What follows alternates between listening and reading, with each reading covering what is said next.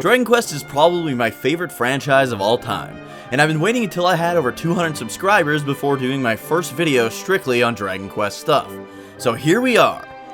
Now I could just jump directly into counting down my favorite characters, games, weapons, abilities, or even towns, but I figured I'd start off with something a little more fun. So today I'm counting down my top 5 Puff Puffs in Dragon Quest. For those of you that haven't really played much Dragon Quest and have maybe never experienced a Puff Puff of your own, don't worry, I'm gonna fill you in right now. Puff Puff's original appearance was actually back in Dragon Ball. The act of Puff Puff is fairly similar to what we would call motorboating. In Dragon Ball, Bulma had promised a reward to Master Roshi if he would help them out, so she convinced Oolong the morphing pig to morph into herself and let Roshi rub his face in her boobs.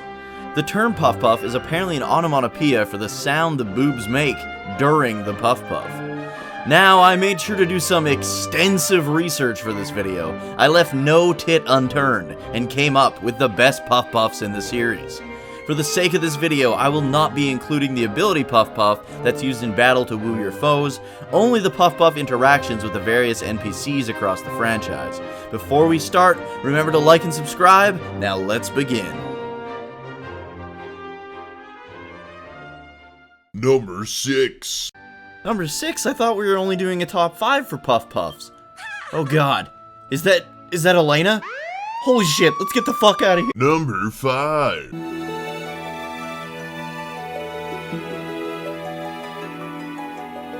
Dragon Quest X is the game in the series that's probably been played the least due to the fact that it was never released outside of Japan. I've played through most of the original release of the game, but it wasn't until I watched some of Nuaria's videos that I got to see the most ridiculous and creepy Puff Puff in the franchise thus far. You see, in Dragon Quest X, you have to do these special side quests in order to raise the level cap of your vocations.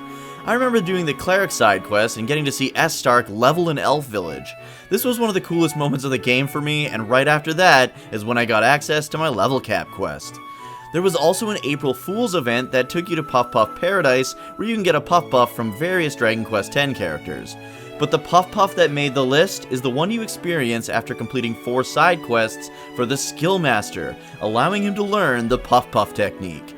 Once he's learned it, you can then get him to perform the most outrageous Puff Puff on you in order to fully restore your HP and MP. You leave the sequence steaming hot and completely relaxed and ready to take on the world. From this point forward, you can now teleport back here at any time to get your health and magic restored.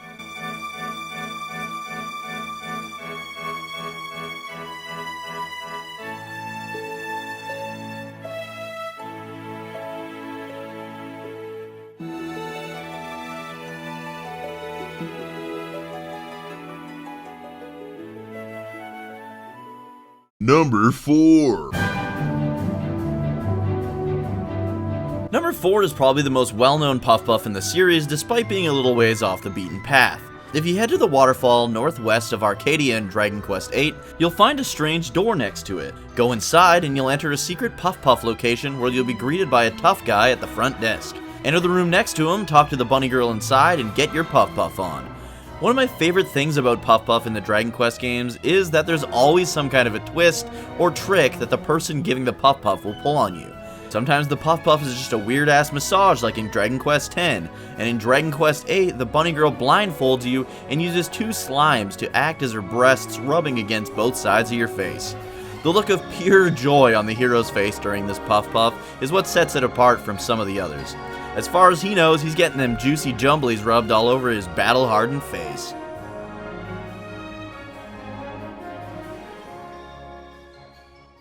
Number 3. Some people may argue for Dragon Quest VIII's Puff Puff to go above this one, but I just found the sheep Puff Puff in Dragon Quest IX to be fucking hilarious. For this Puff Puff, you have to have finished the game and complete a side quest where you have to steal some Cheer Me Up from a boss troll. So go get your ass some Cheer Me Up and hurry back to get yourself one of the fluffiest Puff Puffs in the series. As always, you're asked to close your eyes in order to better enjoy it. You can feel the soft bosoms caressing your cheeks until out of nowhere, they begin to bawl like sheep. After opening your eyes, you come to terms with the fact that it's just 2 sheep rubbing their soft woolly asses on your face, before immediately running off. For being a fresh, funny twist on the Puff Puff, Dragon Quest IX's Puff Puff is locked in at number 3.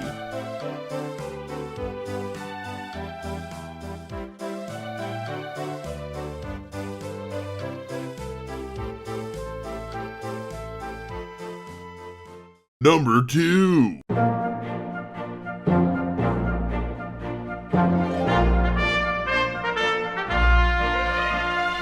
Number 2 is another Puff Puff that's very creative. You see, Dragon Quest XI had a ton of different Puff Puffs, many of which were throwbacks to some of the Puff Puffs from the previous games. But for its most original and final Puff Puff, we're going to have to do some exploring. How far are you willing to go for the ultimate Puff Puff? Are you willing to take to the skies to find a gigantic floating abandoned landmass where a great battle took place hundreds of years ago? What about scaling the narrow cliffs of said landmass? Once you finally make it to this ledge here and speak to this bunny girl, she gets you to close your eyes, but only long enough for her to hog tie your feet together. What the hell? This lady must be into some kinky shit, right? Immediately after you open your eyes, you're pushed off the cliff to get the most innovative Puff Puff of all time. A Puff Puff from the clouds. I absolutely loved all the Puff Puffs in Dragon Quest XI, but this one definitely has the best build-up and takes the cake in creativity.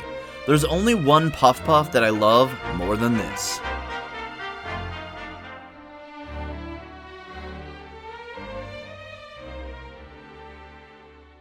Number 1.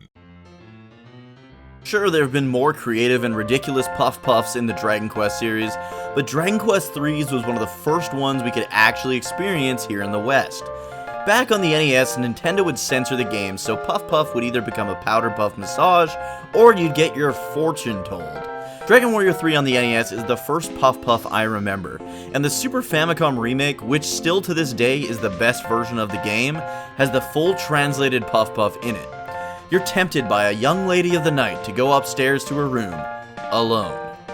If you head up there, she offers you a Puff Puff, but on one condition: you must agree to have the lights turned off. You lay on the bed, she turns off the lights, and you get the best Puff Puff massage this series has to offer. But as the lights come on, you find out the person with the touch of gold was in fact her buff-ass father. This Puff Puff has always been special to me, and I still to this day find it to be the most hilarious of the bunch. My favorite part is when you rejoin your party downstairs, and your friends ask you how it was, and you just kinda go silent about it. So they just change the subject and say, well, let's get going then. The cameo of this Puff Puff in Dragon Quest XI was my favorite as well. When I got to Gallopolis and realized what they were paying homage to, I instantly fell in love with the game, and for this reason and many more, Dragon Quest XI is my favorite game of all time. So many great Puff Puffs over the years, but the one from Dragon Quest III will probably always be my favorite.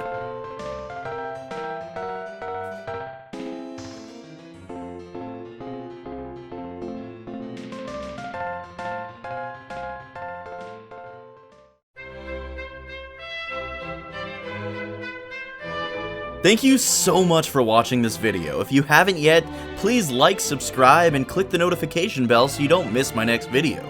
You can also follow me on Twitch, where I stream mostly JRPGs at twitch.tv/Dookie03. Have yourselves a great rest of your day, and I hope to see you in the next video.